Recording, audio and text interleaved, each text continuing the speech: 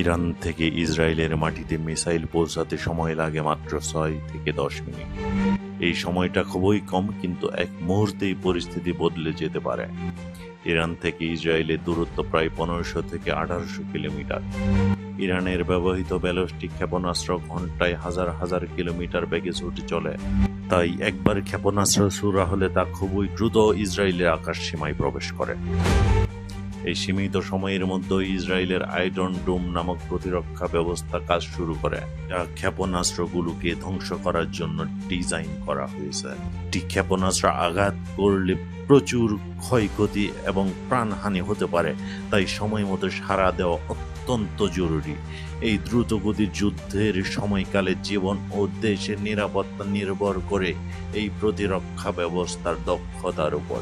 এই কারণে ইসরায়েল এই প্রযুক্তিতে ব্যাপক বিনিয়োগ ও সর্বদা প্রস্তুত থাকে। আপনি কি এখন বুঝতে পারছেন মাত্র কয়েক মিনিটের যুদ্ধে গতি কতটা ভয়ঙ্করভাবে পরিবর্তিত হতে পারে? আমরা যুদ্ধ চাই না, শান্তি চাই। কমেন্টে লিখুন আর সাবস্ক্রাইব করুন আমার চ্যানেলে। চোখ রাখুন আপডেট পেতে।